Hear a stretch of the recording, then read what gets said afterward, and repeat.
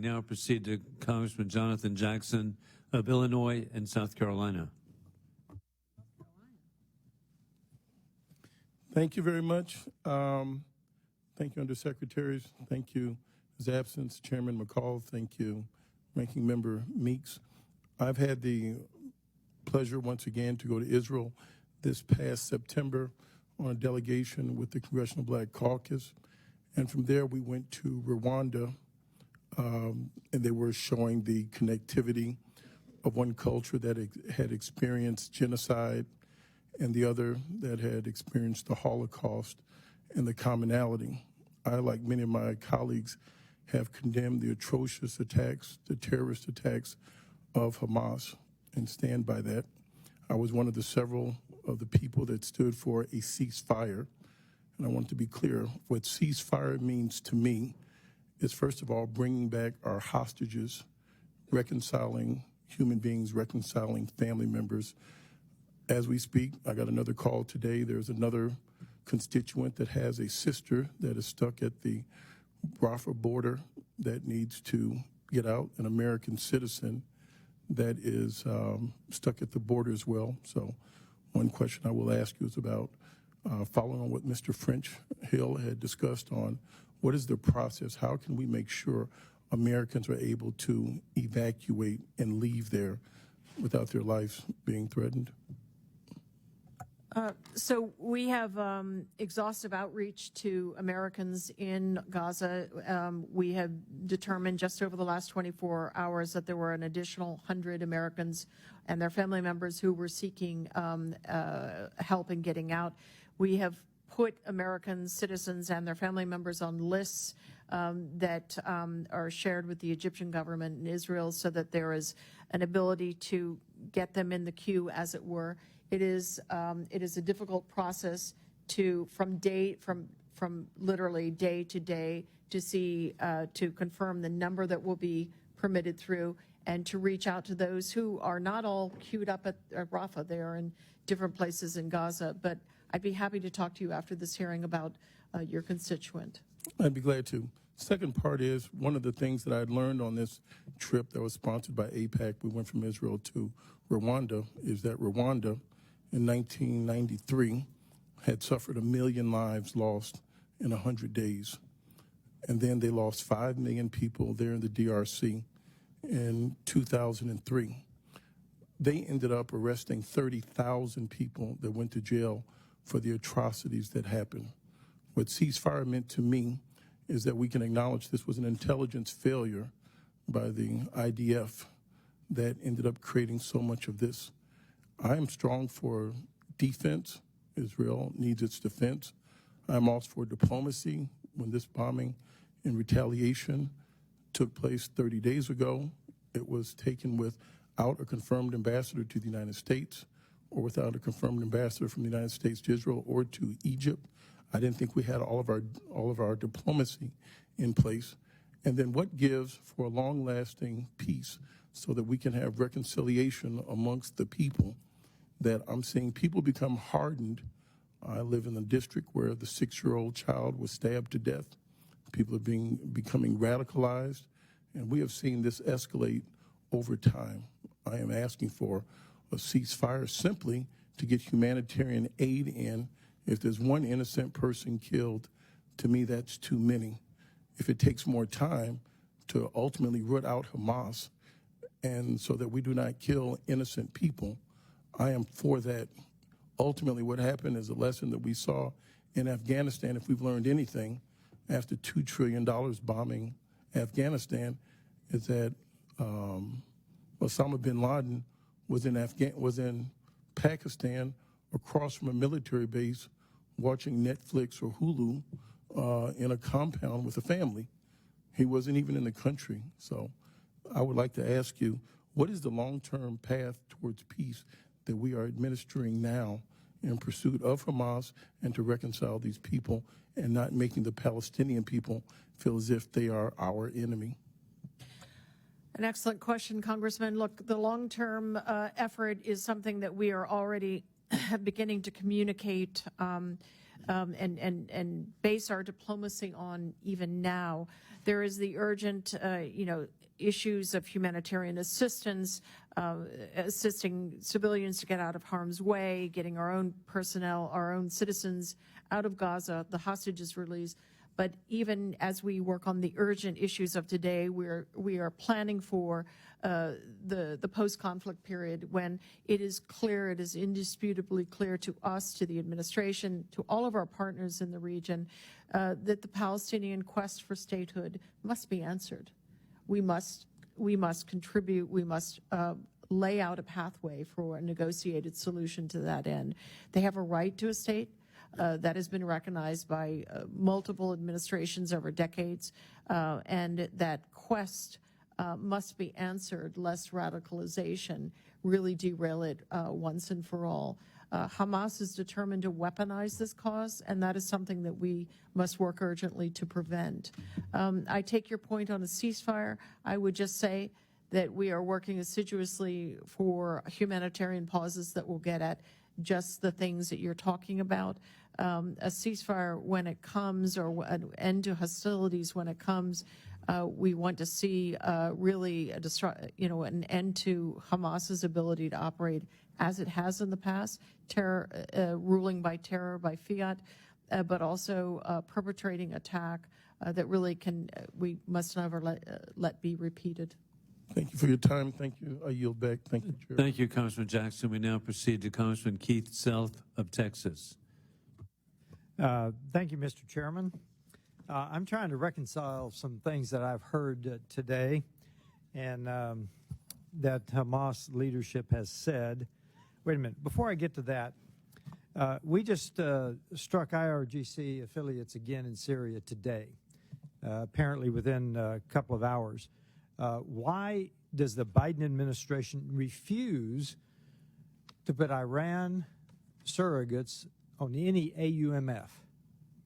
How can you continue to do that? Because I've heard you use the word de-escalate here. This region, after service in the military in Egypt, Israel, Afghanistan, and Qatar, this region understands one thing, it's power. If we're going to deter, we must have the power, in hitting empty or even storage sites that may not be empty do not seem to me to be deterrence. Why does the administration refuse to put Iranian surrogates on any AUMF? How can you justify that given the way this is moving? Thank you for your question. I can confirm that about an hour ago, the U.S. conducted self-defense strikes in response to recent attacks against U.S. forces in eastern Syria. We look forward to providing further details to you soon. To be very clear, Iran is the origin and has the fingerprints of the arming, training, equipping, and directing of these militia groups. Putting Iran-aligned militia groups is declaring war on Iran. Our objective in the region is to prevent war, to prevent escalation. Wait a minute. Did you just say that putting them on an AUMF is declaring war on Iran? It is requesting the authorization to use military force against Iran-aligned militia groups. The president has directed self-defense strikes under his Article 2 authority. Our approach to deterring Iran is both the significant increases in U.S. defense posture combined with the demonstrated willingness to use force in self-defense, as well as robust diplomacy and other tools to compel the senior leadership of Iran to direct its proxies to stop attacking U.S. forces. Let me do a comparison. Under the last administration, one contractor was killed. In turn, we deterred successfully Iran by killing, I believe, the number 3 man in the Iranian hierarchy. Is that correct? Number 3, Soleimani? About that? It is a fact that in the previous administration, there was a strike on Soleimani. Correct. And so under this administration, we've had, 40 attacks in the recent weeks, 40 attacks maybe in that order, of that order. And so we've hit ammunition dumps weapons storage sites twice now, correct? President Biden directed self-defense strikes against facilities in eastern Syria affiliated with and known to be used by the IRGC. Right. Okay, I want to go to my main line of questioning. We've got a minute and a half. Do you know where Ismail Haniyeh is in Qatar? Do you know where he lives? Does Qatar know? Yes, yes, of course, they speak with him. And why does Qatar allow him movement to Iran and back in the last few days? And also, why did they allow Iranian hierarchy to come visit him in Qatar? Why is that? I can't, excuse me, I can't speak to the discussions that the Qataris have had with the Iranians, other than I think they are attempting to use every channel they can to get at the issue of the hostages, including via Iran. Well, Secretary Blinken said there can be no more business as usual with Hamas. We are allowing Qatar to use him and the infrastructure, and they're not having much success. And frankly, I don't think they're going to. So if we're going to have a new reality, and then I go to, I understand releasing the hostages. But when I hear Hamas leadership say, we will do October 7 again and again, when we hear them say, I believe it was today or yesterday, they are seeking permanent war, because they've said one of the reasons they kicked this off is because the Palestinian issue had disappeared. Now, I would like to ask you a question about Palestinians, because we're talking in this committee about Palestinians like they're only in Gaza and the West Bank. They're not. I think they're now on their fourth generation in the Jordanian refugee camps. Is that correct? Probably the fourth generation. So just talk to us about why are we equating Palestinians to Gaza and the West Bank? No nation in the Middle East wants the Palestinians, hence the refugee camps. Well, I guess the way I would characterize the general perspective of all the governments in the Middle East, to my knowledge, they all support the creation of a Palestinian state, and for the Palestinians to govern themselves in that state. Well, no state is willing to give them land for it. So here's another question for you. How many nations have actually repudiated the three no's? What, about 5? No, I'd have to think about that, but no, more than 5. More than 5. Okay. Yes, because I mean you've got Morocco, UAE, Bahrain, Jordan, Egypt. That's about 5. UAE. And then de facto, you have several other countries that work very closely with Israel openly on different matters. Yeah. Gentleman's time My has time expired. is expired. Chair now recognizes Mr. Schneider. Thank you. I want to thank the witnesses for your patience with us here today. A couple of real quick questions. When did Israel pull out of Gaza? In 2005, yes. And who was in control after Israel left? Well, initially the PA, and then there was a coup, so it was Hamas after that. And when did the coup happen? 2007. Right. And since 2007, when Gaza violently threw out Fatah and took over Gaza, how many escalatory conflicts have there been between Israel and Hamas that have resulted in a negotiated ceasefire? At least 6. At least 6. And they have been very tenuous ceasefires. They've been good for a couple days, good for a couple months, and then they've collapsed. Yeah. When was the last ceasefire negotiated before this conflict? 2021. I think it was May 19th, 2021, 870 days before October 7th. What was the status of the ceasefire on October 6th? Was Israel observing it? Well, yes, of course. I would say that it was a sort of on and off again affair, because you occasionally had rockets and so forth pop off. So, yep. But Israel is observing it. And so I'm going to ask obvious questions. We've touched on these over the course of the day. And again, thank you for your time. But who violated the ceasefire on October 7th? Very clearly Hamas. Who slaughtered 260 young people at a music festival on October That 7th? would be Hamas. Who murdered more than 130 people at Kibbutz Be'eri on October 7th? Hamas. Who butchered children at a nursery in Kibbutz Kfar Aza on October 7th? Hamas. Right. Is it a war crime to intentionally target civilians? Absolutely. war crime to use rape and torture as a tactic? Absolutely. To burn people alive in their homes? To Absolutely. take more than 240 people hostage? Absolutely. To deny those people who they took hostage visits from the International Committee of the Red Cross or the necessary health care? Absolutely.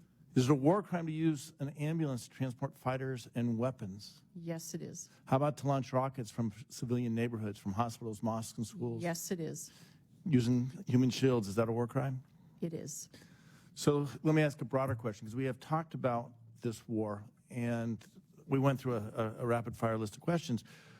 But let me be very clear. I see the suffering of the civilians in this war. It's the civilians who always get caught in the middle of the war. I've said that many times. And we need to bring this war to as rapid conclusion as is humanly possible, because the civilians in Gaza and in Israel are suffering. Almost 1 million people have been displaced in Gaza. Almost 250,000 people have been displaced in Israel. But what would happen if Israel were to agree to a ceasefire before dismantling Hamas's ability to fight or to rule over Gaza? Congressman, you put your finger on the issue right here, and I would agree completely with you. The suffering in Gaza among civilians is wrenching. It's emotionally wrenching for all of us who are working on this issue. It is wrenching for the governments and the publics in the Middle East who are watching this. And on the other hand, to call a ceasefire right now, which might or might not be honored by Hamas, would be to leave Hamas in control of 240-some hostages, including babies and children, and would also leave fairly well intact or much of the military infrastructure and war-fighting capacity and terrorism capacity of Hamas intact. Let me build on that for 1 second, because you used two terms I think are important to distinguish: warfighting and terrorism. What is warfighting? And maybe, Ms. Stroll, that's the question for the Department of Defense. What does it mean to say warfighting? It means to use military force to achieve an objective. Okay. Distinct from terrorism, though. Terrorism is crossing a border, beheading babies, raping women, killing concertgoers. Its intention is to cause trauma and terror to an entire society. Isn't that correct? The point is terror. The war fighting is soldier on soldier. But as we saw on October 7th, what Hamas did was in no way a war. It was pure terrorism. And has it been United States message, President Biden, and let me say this, thank goodness for President Biden. His moral clarity and political courage in this conflict has been just extraordinary. I know it is appreciated by the people in Israel, and it should be equally appreciated by the people in the United States and around the world. But has he made it clear that Israel has a right to defend itself, but when we talk about that, is in the context of war fighting? Absolutely, and it has an obligation to defend its people from terrorism and from the kind of attacks that we saw on October 7th. Right. I'm out of time. Let me comment on two last things. One is a quote that you said at the very beginning in your opening remarks. The U.S. commitment to Israel is ironclad. We've said that. The president has said that. Is it fair to also say that the U.S. commitment, as it has been in Camp David, in bringing peace to Egypt and Israel, in the Oslo Accords, in the negotiations between Jordan and Israel for peace, in the leadership it has showed in the Abraham Accords, it's also fair that the United States is also committed to bringing peace to both Israel and the Palestinians once Hamas is defeated? Absolutely, and it's the only way that we will not see a terrible repetition of these events. Thank you. I yield back. Gentleman yields. Chair recognizes Mr. James. Thank you, Mr. Chairman. Ambassador Lee, thank you for your time and for your stamina. I have a quick question for you, followed by a couple others. How do we address the anti-Semitism at the UN? That's an excellent question, and I'm not sure I could give you a 5-minute or a 4-minute, 36-second answer to that. It is really something that we've seen for years, and it is a very casual kind of anti-Semitism that we see among some member states. Madam, I would respectfully correct you. There's no such thing as casual anti-Semitism, but let me try. Earlier this year, I led 30 of my colleagues in sending a letter to the State Department promoting the Abraham Accords in Africa. I share this with you because I believe that the Trump administration's vision of peace in the Middle East and abroad is in jeopardy following the horrendous attack on October 7th. This was an attack against not just innocent Israelis, but on humanity broadly. There's a sense that advancements in Israeli normalization might be on long pause, that this bloodshed on October 7th of innocent civilians on all sides might yield yet another generation of dispute, terror, and meaningless death. Is that also your assessment? Oh, there's a great risk of that, yes. Okay. So, Ms. Strahl, the Abraham Accords, I believe, was our best diplomatic strategy to box out Iran and to show the world that American leadership can truly lead to peace, which we've done so many times in our great nation's history.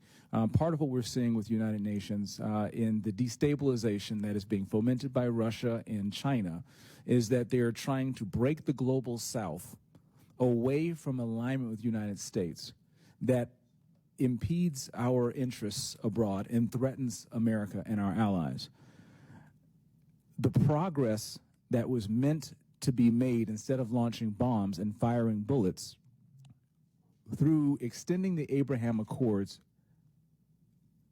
to Africa, we could exchange culture and forge partnerships. Since the future is unknown on how the gaps will be bridged between Israel and the Arab world, how best can we avoid further entanglements with Iran and its proxies if we don't take steps like the Abraham Accords that have already worked to curb the growing spheres of communist influence emanating from Beijing and Moscow through Tehran right now?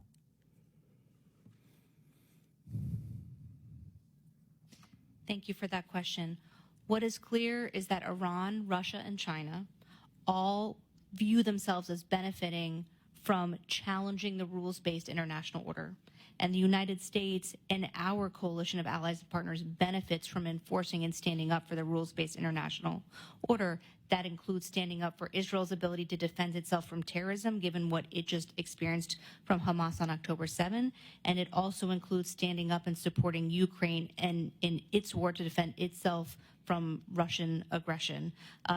The Department of Defense was building on the progress of the Abraham Accords through advancing regional security constructs, such as integrated air and missile defense, multilateral cooperation at sea in the maritime domain. And what we're actually seeing now is that partners, even today, view that as beneficial to be cooperating, sharing intelligence, sharing information, and seeing the threats coming from Iran. Totally agree.